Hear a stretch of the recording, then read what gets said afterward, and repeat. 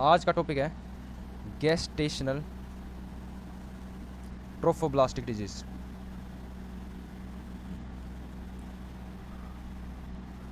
हमारा जो placental cell है वो कौन से ट्रोफोब्लास्ट, उनमें कोई प्रॉब्लम आ रखी है, तो मेनली कि उनका ग्रोथ ज़्यादा होगा, तो मल्टीपल ज़्यादा ग्रोथ होगा, तो मतलब गैस्टेशनल ट्रोफोब्लास्टिक डिजीज हम पढ़ते हैं। तो सबसे पहला देखते हैं भाई, या क्या है, या एक क्या है, बिनाइन कंडीशंस है, कभी कभी मैलिग्नेंट भी हो सकता है, मगर मेनली बिनाइन है। और इसमें क्या होता है, जो ट्रोफोब्लास्ट है हमारे प्लेसेंटल ट्रोफोब्लास्ट, वो क्या होंगे, अनकंट्रोल्ड मल्टीप्लिकेशन हो जाएगा।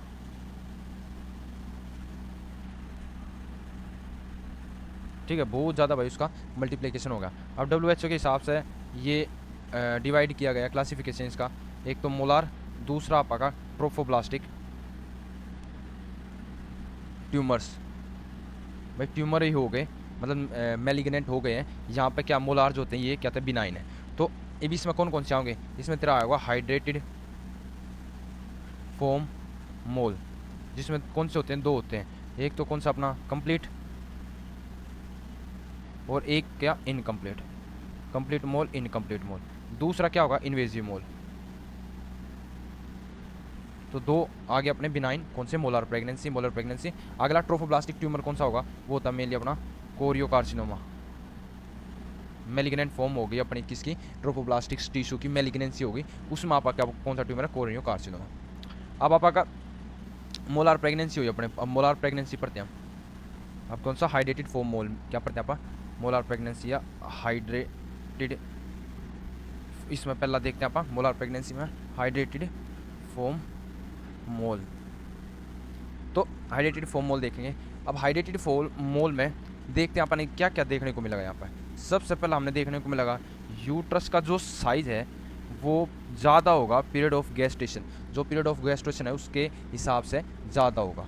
दूसरा हम फिर क्या करेंगे, USG करवाते हैं हम इसकी, तो USG में हमने क्या देखने मिलता है, स्नो स्ट्रोम अपीरेंस, स्नो स्ट्रोम अपीरेंस देखने को मिलेगा अपन। अगला तीसरा, अब हमने पता है इसके अंदर क्या बढ़ गए हैं, ट्रोफोब्लास्ट बढ़ गए हैं, ट्रोफोब्लास्ट बहुत ज़्यादा हो गया। ट्रोफोब्लास्ट जो कि वो क्या SCG सिक्रेट करते हैं। अब इसमें SCG का भी लेवल क्या होगा, SCG का लेवल जो होगा वो ज़्यादा होगा किससे, एज कम्पेयर टू जो उसका पीरियड ऑफ गेस्टेशन के हिसाब से जितना होना चाहिए उससे ज़्यादा देखने को मिलेगा अपन है। अब हमने पहले ही पढ़ चुके हैं SCG के दो सब यूनिट होती है, अल्फा सब यूनिट और बीटा सब यूनिट। अल्फा सब यूनिट जो होती है वो क्या होती है, वो रिजेंबल करती है किससे, LH से, TS से। तो अब LH बढ़ेगा तो LH जो होगा वो स्टिमुलेट करेगा किसने, FSH या LH जो स्टिमुलेट करेंगे अपने ओवरी में, और ये क्या बढ़ा देंगे यहाँ पे, लूट कौन सी, थिक्का लूटियन सिस्ट। तो थिक्का लूटियन सिस्ट फॉर्मेशन हो जाएगा भाई अपने में, और TSH बढ़ जाएगा, मतलब ये TSH का अल्फा सब यूनिट TS जैसा भी काम करेगा, तो TSH का भी काम बढ़ेगा, तो क्या उसका है, उसका है हाइपरथायरॉयडिज्म के सिम्टम देखने को मिलेंगे। ठीक है, बीटा SCG हमारा क्या करवाता है भाई, मॉर्निंग सिकनेस, तो क्या ज़्यादा देखने को मिलेगा, hyper emissive gravidarum. Hyper emissive gravidarum मतलब ज़्यादा वोमिटिंग हो रखी है उसके। ये उसके बाद तीसरा ये है। फिर चौथा हमको क्या देखने को लगा यहाँ पे, प्री एक्लेम्सिया भी देखने को मिल सकता है अपन, हाइपरटेंसिव। ठीक है, पांचवा हमको क्या देखने को मिल सकता है, पेल्विक पेन देखने को मिल सकता है यहाँ पे। छठा वेजाइनल ब्लीडिंग, ये अपने सिम्टम्स देखने को मिल सकते हैं यहाँ पे। ठीक है, अब हम डिफरेंस देख देते हैं दोनों में किस किस में। अब हाइड्रेटेड फॉर्म मोल देख रहे हैं, तो हम दोनों हाइड्रेटेड फॉर्म कौन कौन सा, कंप्लीट मोल और इनकम्प्लीट में डिफरेंट देख लेते हैं डिफरेंस। तो कंप्लीट में पहला तो सबसे पहला फिटल टिश्यू, इसमें फिटल टिश्यू कंप्लीटली अब्सेंट होते हैं, इसमें फिटल टिश्यू में भी हमने प्रेजेंट देखने को मिल सकते हैं। दूसरा हम देखेंगे कैरियोटाइप, भाई क्रोमोसोमल नंबर कैसे होंगे, तो इसमें क्रोमोसोमल नंबर आपने 46, जिसमें XX भी हो सकता है या 46XY भी हो सकता है। इसमें आपने 69XXX या 69XXY, 69XYY ये आपने इसमें देखने से, क्यों ऐसा होगा यहाँ पे, क्योंकि यहाँ पे जो होता है एग होता है ना, वो क्या होता है, इन्यूक्लिएटेड होता है, इसमें न्यूक्लियस नहीं होता, मतलब इससे हमारा X से कोई क्रोमोसोम नहीं है।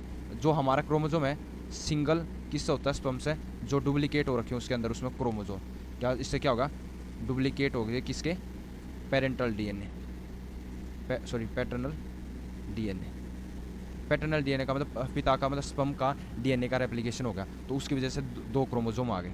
और यहाँ पे क्या होता है, यहाँ पे इसका होता है भाई दो स्पर्म हो गए जो एक एग के साथ मीट हो रखे हैं, तो ये इसकी कैरियोटाइप पढ़ लिया अपन।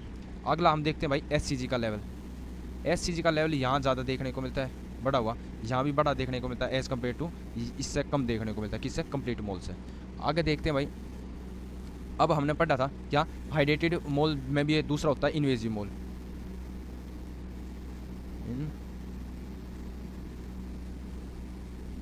और दूसरा क्या बताया था हमने, मैलिग्नेंट कंडीशन कोरियोकार्सिनोमा। तो कोरियोकार्सिनोमा या इन्वेजिव मोल में क्या होने का, कन्वर्ट होने का, कन्वर्जन। भाई कन्वर्जन किसमें, इसमें ज़्यादा होता है मैक्सिममली, इसमें लेस, बहुत कम चांस होता है कि ये इन्वेजिव मोल में या कोरियोकार्सिनोमा में कन्वर्ट हो जाए। आगे हम देखते हैं भाई, उसकी इमेजिंग करते हैं हम, यूएसजी करते हैं, यूएसजी वगैरह करते हैं हम, तो इसमें जो अपन कैसा दिखेगा, कौन सा कंप्लीट मोल, हनीकॉम्ब, स्नो स्ट्रोम या हनीकॉम्ब स्नो स्ट्रोम या क्लस्टर ऑफ ग्रेप्स, ऐसा अपन देखने को मिलेगा। मगर इसमें अपन आप वो यूएसजी कर देंगे तो अपन क्या देखने को मिलेंगे, फीटल पार्ट्स देखने को मिलेंगे। ये होगी भाई इमेजिंग, यूएसजी वगैरह कर लिया। अगला हम हिस्टोलॉजिकली बायोप्सी करते हैं, हम उसको हिस्टोलॉजिकली स्टडी करें तो हमने कंप्लीट मोल में क्या देखने को मिलेंगे, यहाँ पे हाइड्रोपिक विलाई, और ये हाइड्रोपिक विलाई किसमें, डिफ्यूजली देखने को मिलेंगे, डिफ्यूजली किसका, ट्रोफोब्लास्टिक का प्रोलिफरेशन, मतलब पूरी डिफ्यूजली यूट्रस में ये ट्रोफोब्लास्टिक का प्रोलिफरेशन मतलब फैला हुआ होगा ट्रोफोब्लास्ट। मगर यहीं इसमें ये देखने को मिलेंगे अपन, हाइड्रोपिक विलाई देखने को मिलेंगे अपन, मगर ये क्या होंगे, एक डेफिनेट पार्ट पे ही फैले होंगे, डेफिनेट में या मिनिमल एरिया में। ठीक है, ये होगा रे हमारे भाई इसका डिफ्रेंशिएट। अब हमारे पास कंप्लीट मोल का या इसका पेशेंट आ जाता है पार्शियल मोल का, तो हम इसमें मैनेजमेंट क्या करेंगे भाई, सबसे पहला ऑक्सीटोसिन देंगे, ऑक्सीटोसिन दे के हम उसका सक्शन एंड इवैक्यूएट करके, इवैक्यूएशन एंड शार्पली क्रूटवाज, तो ये आप उसको मतलब जो भी प्रोडक्ट ऑफ कंसेप्शन है या जो भी ट्रोफोब्लास्टिक टिश्यू हैं उनको इवैक्यूएट कर देंगे, बाहर निकाल देंगे। फिर उसके बाद उसको हम क्या भेजेंगे, हिस्टोपैथोलॉजिकल एग्जामिनेशन पे भेजेंगे उन टिश्यू को। तो अब टिश्यू को भेज दिया, अब दो चीज़ हो सकती हैं, एक तो भाई अगर एज है 40 से ज़्यादा, फैमिली कंप्लीट है, और क्या हुआ इसमें कंप्लीट मोल निकल कर आया, तो आप क्या कर देंगे, इसकी यूट्रस हटा देंगे, हिस्ट्रेक्टोमी कर देंगे। दूसरा क्या होगा, एक तो ये होगा, ये तो अपना इससे ठीक होगा। दूसरा जो थिका ल्यूटियन सिस्ट है, या कौन से सिम्टम है पेशेंट के, हाइपरथायरॉयडिज्म वाले सिस्ट या हाइपरथायरॉयडिज्म वाले सिम्टम है, वो किसकी वजह से थे, वे ये किसकी वजह से थे, एचसीजी की वजह से थे। कौन से एचसीजी की वजह से थे, अल्फा सब यूनिट ऑफ एचसीजी। तो अब ये ही आपने वो रिमूव कर दिया, एचसीजी का लेवल डिक्रीज हो जाएगा, तो ये डिक्रीज हो जाएगा, तो अपने थिका ल्यूटियन सिस्ट और हाइपरथायरॉयडिज्म स्पॉन्टेनियसली रिजोल्व हो जाएंगे। तो इसमें कोई आपने इनका कोई ट्रीटमेंट नहीं करना, ये क्या होंगे, स्पॉन्टेनियसली रिजोल्व हो जाएंगे। ठीक है, अब हमने पढ़ लिया कौन सा मोलार का हाइड्रेटेड फॉर्म मोल्स पढ़ लिया अपने, बिनाइन थे जो कंप्लीट और अपने पार्शियल पढ़ लिए। अब हम देखते हैं भाई नियोप्लाज्मिया, जो ट्रोफोब्लास्ट के क्या देखें, नियोप्लाज्मिया। ठीक है, अब इसमें ग्रोथ हो रखी है भाई। अब ये किस में अपन कब रिस्क फैक्टर, ये कब देखने को मिल सकते हैं, ये एक तो भाई एचसीजी का लेवल ज़्यादा ही बढ़ गया, 10 रेज की पावर 5 से मिली इंटरनेशनल यूनिट पर ml के हिसाब से ज़्यादा हो रखा है। दूसरा एज जो है वो ज़्यादा है, 40 से ज़्यादा है। और जो हमने थिका ल्यूटियल सिस्ट पढ़ी थी उसका भी साइज़ होगा वो 6 सेंटीमीटर से ज़्यादा दिख रहा है यूएसजी में।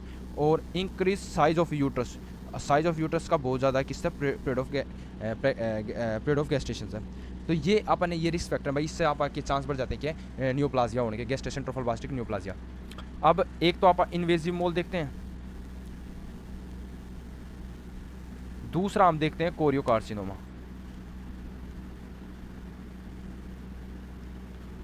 ये रेयर होता है, ये मोस्ट कॉमन अपना गेस्टेशन ट्रोफोब्लास्टिक नियोप्लाजिया होता है। ठीक है, अब ये बहुत कमली रेयरली क्या करता है, वैसे तो बिनाइन होता है, रेयरली मेटास्टेसिस करता है, और इसमें मेटास्टेसिस कॉमन होता है। एक जगह से ट्यूमर दूसरी जगह पे मेटास्टाइज कर दिया तो वो इन्वेजिव में कम होता है, रेयर देखने को मिलता है हमने, मगर कोरिनियो कार्सिनोमा है तो कॉमनली देखने को मिलेगा अपन। हम इसकी हिस्टोपैथोलॉजिकल एग्जामिनेशन करवाते हैं तो इसमें हमने विलाइज देखने को मिलेंगी, और ये विलाई क्या होता है, हाइपर इन्वेजिव हो रखे हैं, बहुत ज़्यादा इन्वेजिव है, जो कहाँ पे मायोमेट्रियम में इन्वेज करेगी, मायोमेट्रियम में इन्वेज करके ये क्या करवा सकती हैं, परफोरेट कर दिया किसको, यूट्रस को भाई, जिससे क्या हो सकता है हमारे ब्लीडिंग वगैरह होगी और बीपी वगैरह कम हो जाएंगे, हाइपोटेंशन होगी, मतलब एट लास्ट शोक के सिम्टम आ सकते हैं। ठीक है, ये हमारे किस में देखने को मिलता है, इन्वेजिव मोल में देखने को मिल सकता है, मगर वहीं ऐसा हिस्टोपैथोलॉजिकल एग्जामिनेशन कुछ नहीं देखने को मिलता हमने किस में, इन्वेजिव मोल में। अब ये क्या कोरियो कार्सिनोमा एक मैलिग्नेंट है तो मेटास्टेसिस कर देगा, एक जगह से दूसरी जगह पे फैल गया। अब किससे फैलता है, यो कौन सा है, हीमेटोजेनेसिस, ब्लड के थ्रू ये फैल गया। और मोस्ट कॉमन साइट कौन सी होती है इसकी, मोस्ट कॉमन साइट है भाई लंग्स में, लंग्स में फैल गया। और हमने कैसा वहाँ पे लंग्स में क्या देखने को मिलेंगे, हमने लंग्स में देखने को मिलेंगे कैनन बॉल, ऐसे कैनन बॉल टाइप के स्ट्रक्चर गोल गोल से हमने देखने को मिलेंगे। अब फिर यहाँ पे क्लिनिकल प्रेजेंटेशन वही होगी भाई, लंग्स में फैल गया तो वही क्या देखने को मिलेगी अपन है, ब्रेथलेसनेस मतलब, और दूसरा हमारे स्लाइवा में क्या देखने को मिलेगा अपने, हेमेप्टाइसिस, जो आप स्पूटम करेंगे उसमें अपने ब्लड देखने को मिलेगा, हेमेप्टाइसिस देखने को मिलेगा। ठीक है, ये हम हो गया हमारा क्या ये। अब देखते हैं आप क्लासिफिकेशन देखते हैं, फिगो क्लासिफिकेशन या फिगो स्टेजिंग किसकी, अपनी गैस्ट्रेशन ट्रोफोब्लास्टिक न्यूप्लाजिया की। स्टेज 1, स्टेज 2, स्टेज 3 और स्टेज 4, 4 स्टेज है। सबसे पहला स्टेज है कि भाई डिजीज़ जो है ना वो कन्फाइंड है, वो कहाँ तक, यूट्रस तक, सिर्फ यूट्रस में ही है। अब यहाँ से कहाँ पर आ गई, बाहर आ गई यूट्रस तक, और किस में चलेगी, पेल्विक में, सिर्फ किस में, सिर्फ विद इन पेल्विक, अपने पेल्विक स्ट्रक्चर्स में। फिर पेल्विक से ही बाहर होकर मेटास्टेसिस कर दिया, कहाँ पे, अपने लंग में। ठीक है, लंग्स में, लंग्स में फिर आ गया। इसके बाद तेरा और जगह डिस्टेंस मेटास्टेसिस होगा, जगह जगह पे मेटास्टेसिस होगा भाई। ठीक है, ये हो गया हमारी फिगो क्लासिफिकेशन। अब देखते हैं भाई इसका मैनेजमेंट, भाई न्यूप्लाजिया का क्या मैनेजमेंट देंगे। तो इसमें देंगे आप क्या, सबसे पहला तो हमारा ये जो है क्या न्यूप्लाज्मिया, ये क्या होता है, हाईली कीमोसेंसिटिव होता है, तो कीमोथेरेपी के इसके अगेंस्ट अच्छा काम करती है। ठीक है, तो ये होगा हमारा हाईली कीमोसेंसिटिव ट्यूमर, तो ये है। अब इसका भाई स्टेज हमने डिवाइड करी है भाई, सबसे पहला पहली स्टेज या फिर एंड स्टेज, दूसरा और तीसरी। जिस दूसरी तीसरी का WHO स्कोर होता है एक, वो 0 से लेकर 6 है, या फिर स्टेज कौन सी 4, स्टेज 4 या फिर स्टेज 2 एंड 3, जिसका WHO स्कोर 7 या 7 से ज़्यादा है। तो अब इनका अलग अलग ट्रीटमेंट है दोनों का। तो इसका आप देख लेते हैं भाई हम दोनों के हिसाब से इनका मैनेजमेंट, भाई क्या ट्रीटमेंट देंगे आप, क्या मैनेजमेंट। तो आप हमें पता है भाई सबसे पहला स्टेज फर्स्ट है, तो स्टेज फर्स्ट में और या सेकंड थर्ड में स्कोर जो होगा वो 6 से कम हो।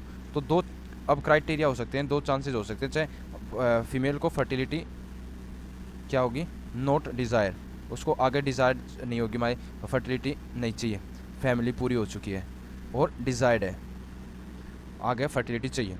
अगर फर्टिलिटी नहीं चाहिए तो आप क्या कर देंगे, यूट्रस हटा देंगे, हिस्टेक्टोमी प्लस में सिंगल एजेंट कीमोथेरेपी। और डिज़ायर्ड है तो आप क्या करेंगे, क्रूटाज करेंगे प्लस में सिंगल एजेंट कीमोथेरेपी। अब सिंगल एजेंट कीमोथेरेपी क्या है, एक एजेंट है, एक ही देना अपन, कौन सा, मिथोट्रेक्सेट, 2 हफ्ते तक देना है। और कैसे देना है, ये first day, 3 day, 5 day and 7 day, एक हफ्ते में ऐसे देना है। और बचे हुए दिन पे रेस्ट डेज पे क्या देना हमने, रेस्ट डेज पे हमने देना है फोलोनिक एसिड। तो ये हमारा ट्रीटमेंट होगा भाई स्टेज फर्स्ट का, सेकंड का और थर्ड का। फर्स्ट सेकंड और थर्ड जो है वो स्कोर जो वो 6 से कम हो। अगर फोर्थ स्टेज है या सेकंड और थर्ड स्टेज है विद स्कोर मोर देन 7, तो इसमें अपन ट्रीटमेंट क्या देंगे, आप इसमें आप ट्रीटमेंट देंगे यहाँ पे multi agent chemotherapy, with radio therapy. तो ये आप देंगे कि भाई रेडियो थेरेपी देंगे, और दूसरा कीमोथेरेपी मल्टी एजेंट वाली। तो मल्टी एजेंट कीमोथेरेपी कौन सी है भाई, तो आप देखते हैं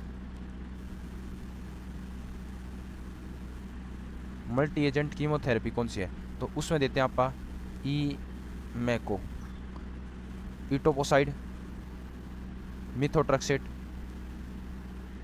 एक्टिनोमाइसिन, साइक्लोफोस्फोमाइड, ओन कोविन।